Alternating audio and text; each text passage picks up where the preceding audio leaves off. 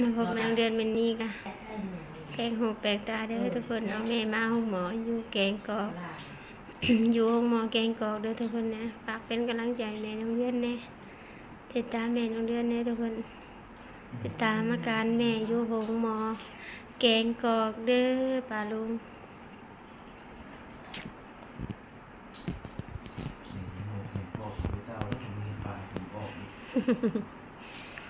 จุนี่ก็กินข้าวอยู่เนี่ยกำลังกินข้าวอยู่เนี่ยหนาวก็ถ่ายช่วยยืมเยอะ โอ้ยเป็นวัดขอโทษขออภัย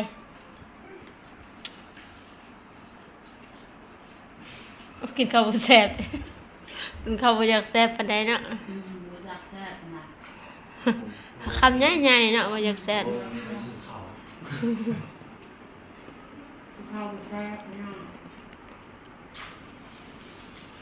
องเขาติดง่ายเขามีนิดเดียวไม่ได้ทำกินเขาเล่นเลยก็ได้มือกินข้าวแล้วพี่น้องเอ้ยเขาติดเดียวผักมองเลยถึงพัวตัวรางก็อันยาแปดอวยบอกกองเขาจะแจ้งแบบเขาทางมาแล้วก็กินจะตัวจะเขานี่นะยำไม่ได้แล้วเขาแล้วมันแท้เข้าไปหนึ่งในมือนะอยู่ห้องหมอเก่งกอกเด้อทุกคนเด้อป้าลุงเด้อพาเป็นกำลังใจแม่น้องเดือนเน่ติดตามแม่น้องเดือนเน่กดไลค์กดแชร์เน่อัปเดตอาการแม่อยู่เน่ยังบ่ไข้บ่เศร้าอยู่ทุกคน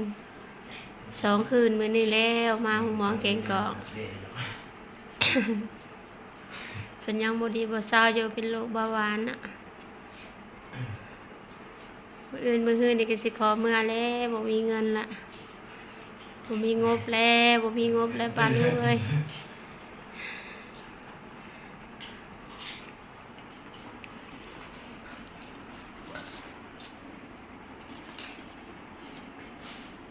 วันนี้จะขึ้นยังเงินจากรถเมื่อเราบอกลุง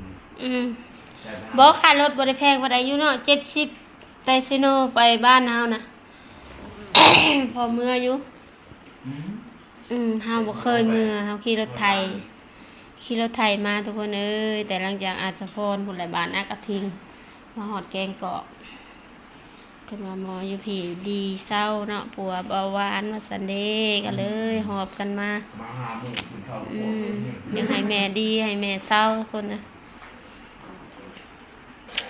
เปิดซองใหม่ยังมีเฮียนเว้าเฮียนว่าเด้ออย่าว่ากันเด้อยังบ่เป็นบ่เก่งปานใดหากระเปิด2 ไม้เป็นจังได้การติดตามแม่น้องเดือนแน่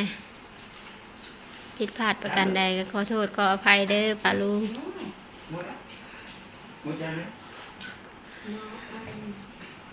ขี่รถไถมาทุกคนเลยมาวันนี้แม่เกือบซอกแดดแห้งออกจากบ้าน8 โมงหอดพี่จน1 โมงทุกคนเลย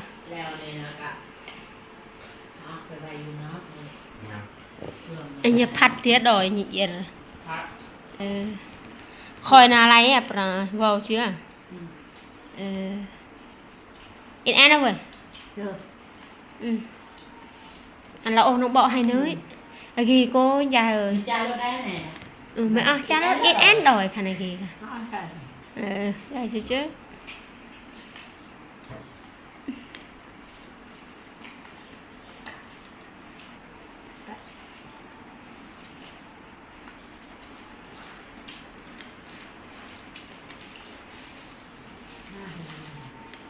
ที่ก็ที่ตะกอนไทยนึงอ่ะเจ้าจะยอตานเราอิดโดยอังละดูอิดรู้ก็ได้ยังไงเอาข้าวเจ้าคุณนะอิดโดยอังอันแอมมาเอาให้แล้วในปังด้วยอีตนแล้วตนเนี่ยเขาปูตนแล้วน้ำดูนี่แล้วนู่นนี่เอาข้าวเจ้าหันไปซื้อเอาอีกคันมึงบ่อิ่มกะบ่อิ่มก็ซื้อเอาอีกเขายังบ่ปิดติดอันนี้บุเดือดมึงทำอะไรน้บริจาคกลับตะมาก่อนหินหลายอยู่เขานี่นะ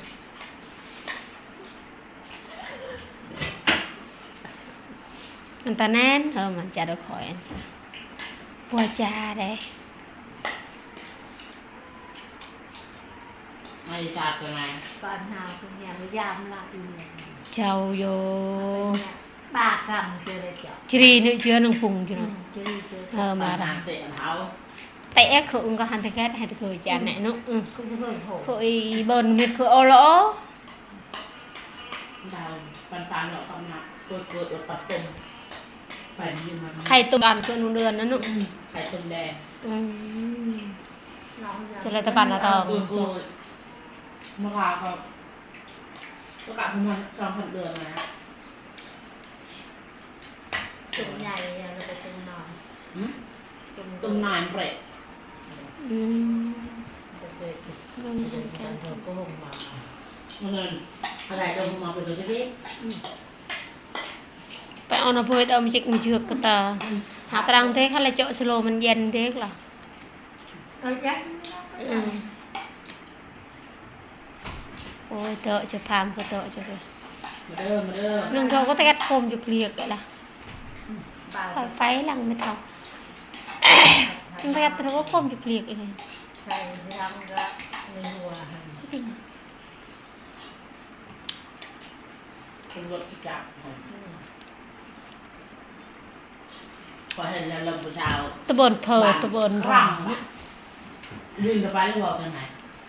ตะบนเพอตะบนรองด้วย กลาง ตอนหนาหาง liên cà lòng cái à bàn cà lòng cà lòng cà lòng กลอง bàn cà lòng khọc khè ตัวมีน่าติดกันกับกะหลันนะ ta cúi cái nào chung chuyện ông lên này nè อืมจะลงเขาละ ừ ลงสายงาน พอเบอร์พร้อมขอเห็น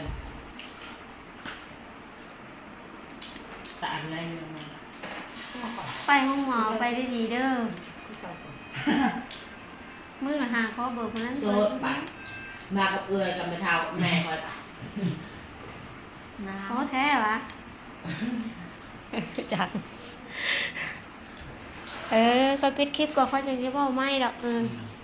นี่ก็ยังถ่ายคลิปอยู่ อ่ะ มีเรือกับโผล่อยู่ ขอบคุณมาเยี่ยม เออ เยี่ยม